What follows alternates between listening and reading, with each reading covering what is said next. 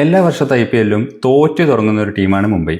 ഈ വർഷം വലിയ വ്യത്യാസമൊന്നുമില്ല. 2 മത്സരം കളിച്ചു, 2 മത്സരവും തോറ്റു.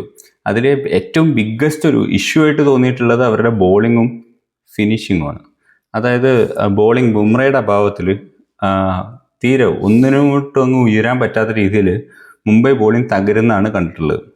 ലാസ്റ്റ് മാച്ച് ഗുജറാത്തിനെതിരാണെങ്കിലും അതിന് മുന്നത്തെ മാച്ച് ചെന്നൈക്കെതിരാണെങ്കിലും ആ ബോളിങ്ങിനൊന്നും ചെയ്യാൻ പറ്റാത്ത, ഒരു ഇമ്പാക്റ്റ് ഉണ്ടാക്കാൻ പറ്റാത്ത സിറ്റുവേഷനാണ് ഉണ്ടായിട്ടുള്ളത്. Kolkata on the other hand ആദ്യ മത്സരം തോറ്റെങ്കിലും രണ്ടാമത്തെ മത്സരത്തിലെ ഒരു ഗംഭീര കംബാക്കാണ് നടത്തിയിട്ടുള്ളത് രാജസ്ഥാനെതിരെ. പക്ഷെ ഇവിടുത്തെ ഒരു ചേഞ്ച് എന്താണെന്ന് വെച്ചാൽ ഇന്നത്തെ മത്സരം നടക്കുന്നത് വാങ്കഡയിലാണ്. അതായത് ഇതുവരെ ഇവർ രണ്ടുപേരും കളിച്ചത് ഒരു സ്ലഗ്ഗിഷ് ട്രാക്കിലാണ്, ബാറ്റിംഗ് ട്രാക്കിലല്ല. സോ ഇന്നത്തെ match number 12 Mumbai versus Kolkata knight riders മത്സരം നടക്കുന്നത് വാങ്കഡയിൽ. So you can easily expect it will be a run feast. അതായത് ഒരു ബാറ്റിംഗ് ട്രാക്കാണ്, അഗൈൻ അനദർ ബാറ്റിംഗ് ട്രാക്കാണ് വാങ്കഡയിലുള്ളത്. അപ്പം അതുകൊണ്ട് തന്നെ ബോളേഴ്സിന് കാര്യമായിട്ടൊരു ഇമ്പാക്റ്റ് ഉണ്ടാക്കാൻ പറ്റിയൊരു മത്സരമാണെന്ന് തോന്നുന്നില്ല. സോ അതുകൊണ്ട് തന്നെ ഇന്നത്തെ മത്സരത്തിൽ സ്പിന്നേഴ്സിന് വലിയൊരു റോൾ ഉണ്ടായിരിക്കുമെന്നും തോന്നുന്നില്ല. So that negates the strength of Kolkata knight Riders.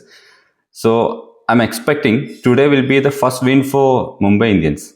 കാരണം ബാറ്റിംഗ് സ്ട്രെങ്ത് കമ്പയർ ചെയ്യുമ്പോൾ when you compare both right, international names കൂടുതലുള്ളത് മുംബൈയിലാണ്.